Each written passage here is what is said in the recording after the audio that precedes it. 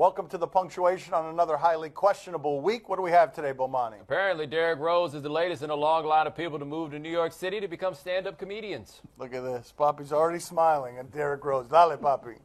That's a good line. Thank you.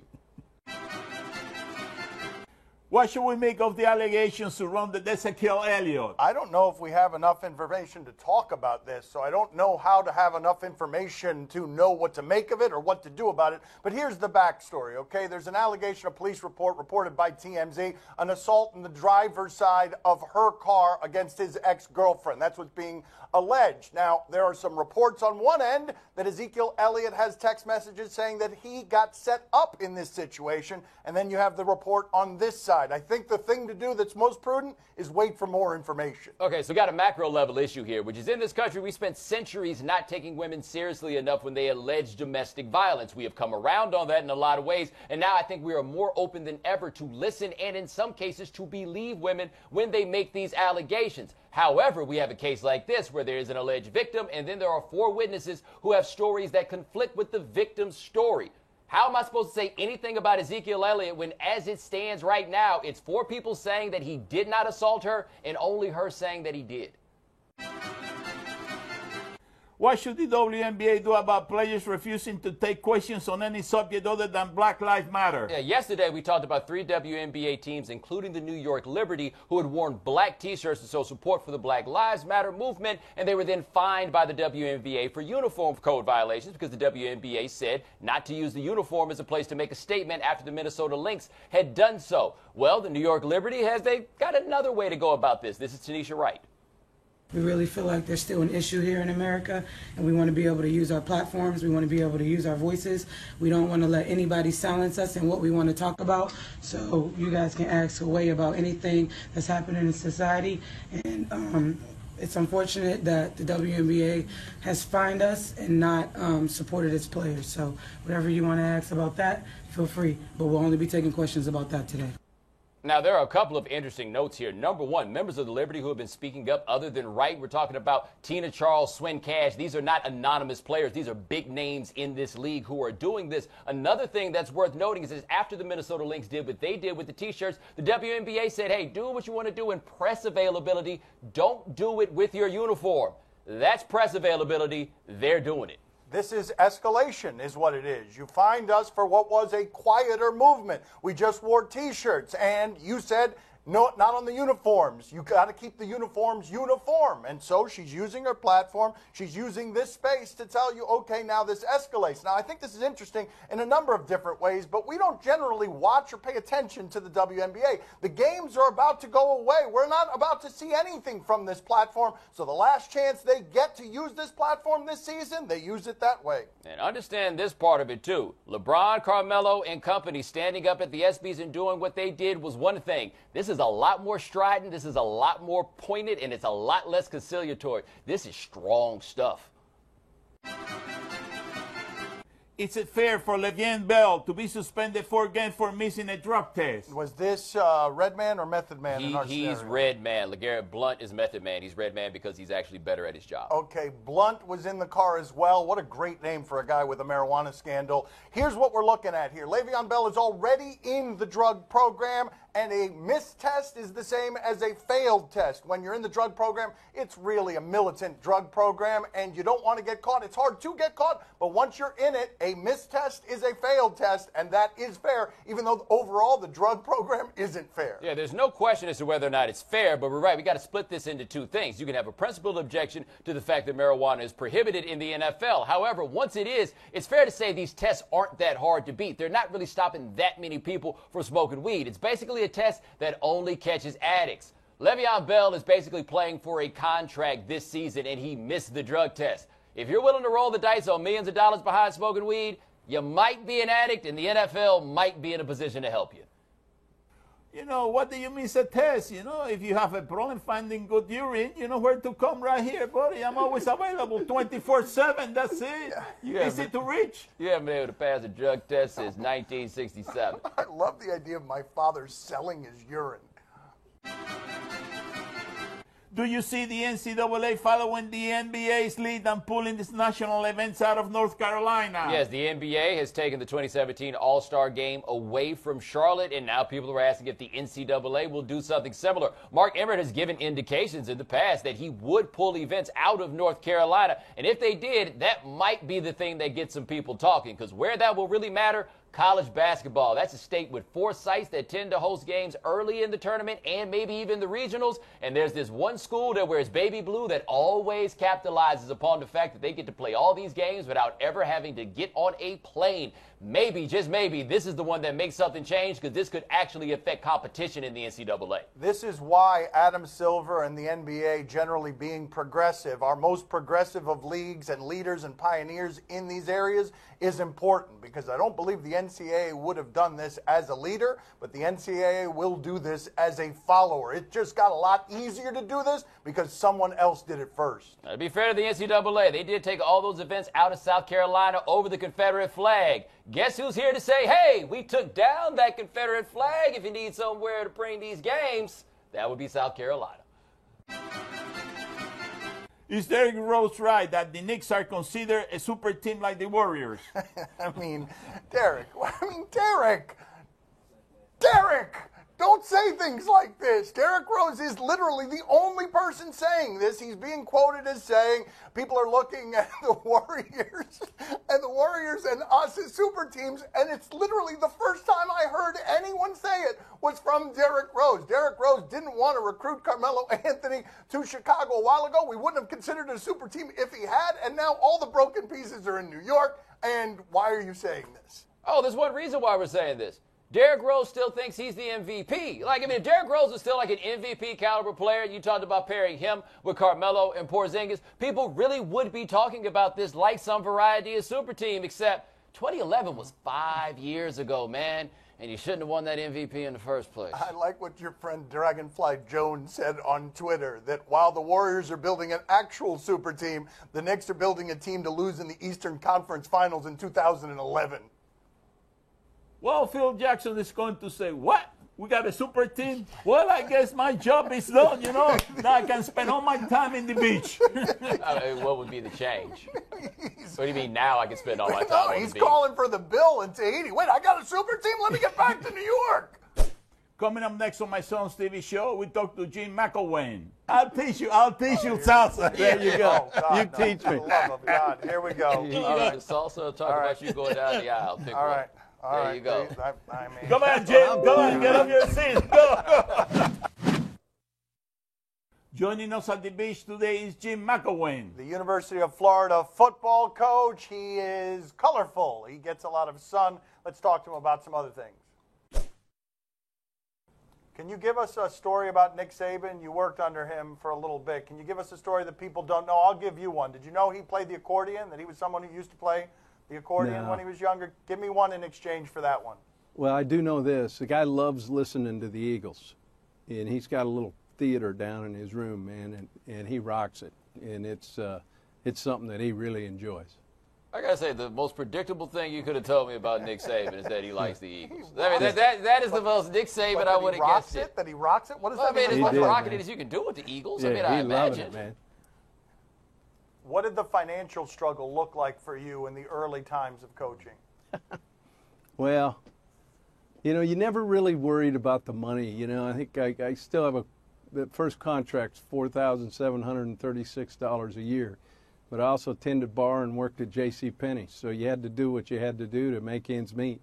Well, hold on. What department did you work in at the J.C. Penney? And how bad were you at that job? Oh, it was horrible. They moved me to about every department to hide me. I think wherever the sale wasn't is where I worked. What would you say was the hardest part of your entire path? Anywhere along the line, what would you look at and say that was most difficult?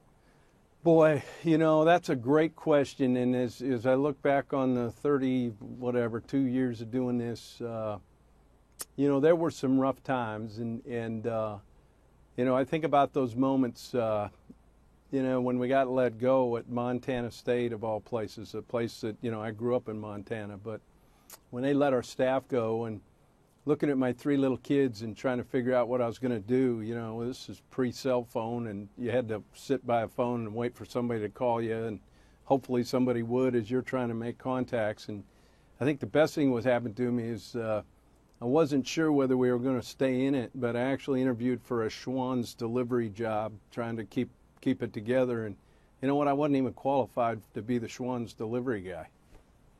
I got on you pretty good on the radio because of how you eviscerated Fred Taylor's kid on the sidelines last year. Any remorse about how you handled that situation? Yeah, obviously, you know, the choice of the words is not something that I'm proud of, and obviously my 95-year-old mother wasn't either. Well, you know, we heard the story about your mother calling you. How do you respond? Like when your mother tells you, I think that what you did was wrong. How do you as a grown man then answer?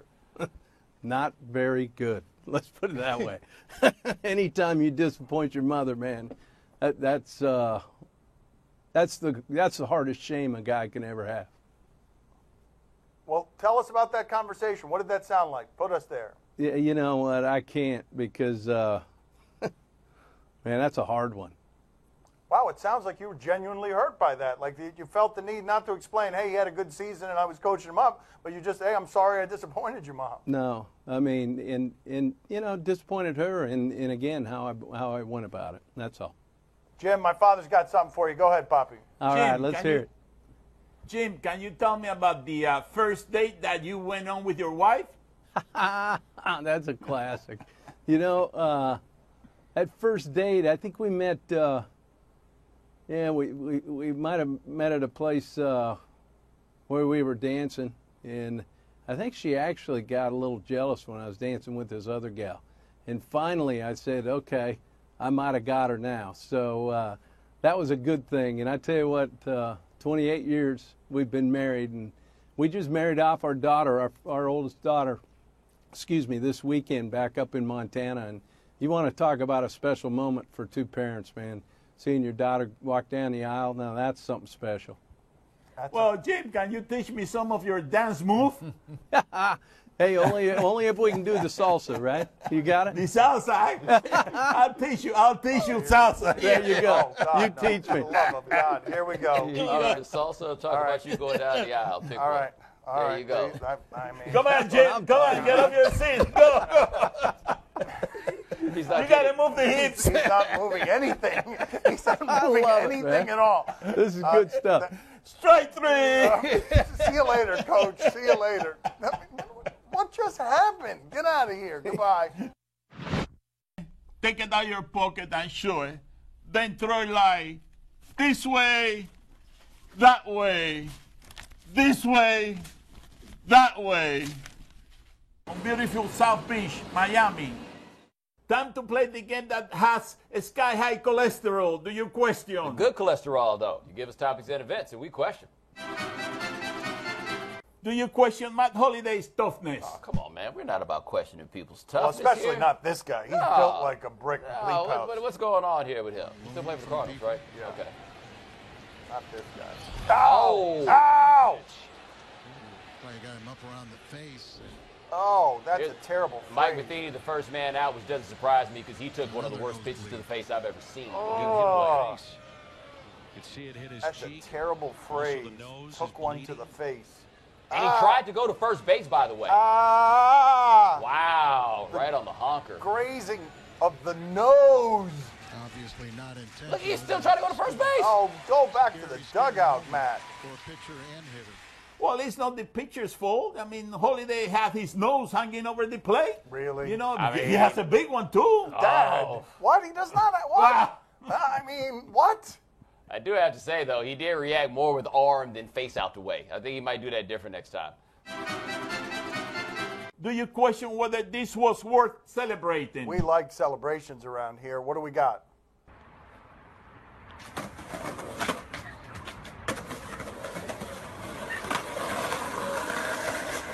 Oh, no. Oh, no. Oh! Who's celebrating? Okay, they are. Unbelievable. Yeah, let me tell you who wasn't celebrating. The owner of that car. I can't believe that didn't end worse. Wow. What is that, one of them Volvos from the old commercial or something like that? Like, whatever kind of car that is, they need to put this video in an ad. Can we watch that again just to listen for the sound again of the face hitting the side of the car? I just want to isolate the sound. You love this too every time I point it out.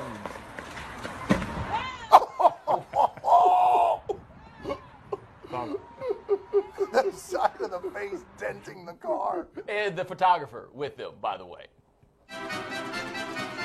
Do you question if this is NBA level skill? All right, they tell me this young lady is 9 years old. Oh, wow. I've seen this, Bomani. Wait till you see all the things that she can do with these basketballs. To me, that's the most impressive stuff that she does, where she does this stuff on, well, that's pretty good too. I just don't understand how she balances herself on this. That's not that easy to do. Yo. I would love to see NBA guys try that, because I think a lot of them would fail at that. And injure themselves. Yeah, in an embarrassing way. That's a twisted ankle waiting to happen. She's also good at math too. 958 times 3. 2,874. 986 times 4. 3,944. That child is amazing. Usually those two skills are not, you either got one or the other. You usually don't have either, but you never have both. Poppy, 4 times 28. 85. You just threw a number out there without even doing Well, I mean, that's it. You took me off guard. I mean, you just... He has an engineering degree, by the way. Do you question if this bit's walking? I was hoping they'd tell us it was Russia, but they wouldn't tell us anything about it. What? Ooh. Oh, wow. Hoopty. That With doesn't the tailpipe look dragon. like it's legal and licensed. That looks like that would cause you a problem at the DMV. Well, I got questions about all the plastic. So what made you do that and then be like, all right, I think we're good? I feel like we need to celebrate the ingenuity in that thing still moving somehow, despite all of the obstacles. Like, I don't feel like that's ingenuity. I feel like that's the work of a god. Hey, buddy, you better be careful. You're going to be pulled over for a busted tail light. Yeah, the funny part about that is I'm more likely to get busted for that than him. funny racial humor. Let's go on to See or No. That's the best way to do it. Time to play the game that accidentally slept over at his mistress's place last night. See or no? Tell us what to watch on television tonight. He'll always say he's intrigued. Put you on Instagram, huh? On WPIX, Giants and Yankees. No, thank you. Although, man, it's kind of crazy to think the Giants are good again and the Yankees aren't good again. CC Sabathia celebrated his 36th birthday yesterday. Let's go out and check in on him. Ooh. I mean, not the most flattering way to do that. That is how Chris Davis goes from first to second. I mean, it would have been fine if the ball hadn't dribbled away. That was the most dominant pitcher in baseball not that long ago. Bomani, are you intrigued? I am not intrigued. I will say, though, my favorite Yankee thing ever in the history of Yankeedom has been that dude wearing Air Jordans with the pinstripe uniform. And he wears their gray uniform. He looking like a big old rain cloud. Bobby, are you intrigued? Oh, see, I'm very intrigued because now the Yankees, they got a couple of senior citizens there. You got CC Sabathia and A. Rod. You know, I got to support those guys, you know, because I know how they feel. Once you get to a certain age, things don't begin to malfunction on you. You know what I mean? Yeah, that's pretty much what's happened to the Yankees. And when I say malfunction, I mean sex. Whoa! Hello! On NBA TV, the USA versus Argentina. This is basketball, as suggested by the NBA TV that he just said. And I've been told we're going to go out to our favorite Manu Ginobili highlight. What is that? Is that him hitting a bat? What's our favorite Manu Ginobili highlight? Oh, yeah. Okay, there it is. And looking like a hockey Yeah, goalie. there it is. Got a little glove save right The there. amazing hitting of a bat. That was rather remarkable as an athletic feat for a number of different reasons. Go on to save his and doesn't cover this game at all. Bomani, are you intrigued? Oh, you missed the best part of that, though. You saw it at the end. That was the beginning of El Kipa developing his little spot in the back. That's become his trademark there, Manu Ginobili. Poppy, are you intrigued? Oh, see, I'm very intrigued, but I bet you he won't be able to do it again. He did it a number of years ago. He's too old. His reflexes are not the same Past now. his You know, prime. that's Yeah. it. Manu That's is washed right. out That's now. right. He can't do that anymore. Plus, Argentina doesn't need the Batman when they already have a Spider-Man. Oh, yeah. That's right. Remember Spider-Man from Argentina? Watch this, boys and girls. Yeah, how to ruin a party in 1.4 seconds. Only one person tried to help him. Everybody else is like, I don't live here. And they're horrified, that's why. On the History Channel, Ozzy and Jack's World Detour. What is this? What is this? Go ahead and show it to us. Someone new is coming to history. A force of nature who defies time and space. The world will never be the same. It's a joke. This is my dad Ozzy, Prince of Darkness and History Nerd. History What are we doing next? can be a trip. The world is our oyster, and we shall exploit it. Pretty impressive. It really is. Ozzy and Jack's World Detour. Sunday. What's happened with Ozzy Osbourne over the years is fascinating to me. He was a sitcom dad for a while. The guy used to bite the heads off of bats, and we thought he was Satan. Bomani, are you intrigued? The History Channel gave Ozzy Osbourne a television show. I feel like there's been a rebrand since the last time I watched the History Channel. Poppy, are you intrigued? Oh, see, I'm very intrigued. I love his music. He's clearly faking it. Do you even know who Ozzy Osbourne is? Oh, the Osborne brother. Yeah, they had a group. Donny Osmond is who he thinks he is. Donny Osmond. I can't think of anything closer but more dissimilar than the Osmonds and the Osbournes. Have a good weekend, everybody. That's all the time we have for today. Thank you for watching. Have a good weekend. We'll talk to you on Monday. Gracias. See you el lunes.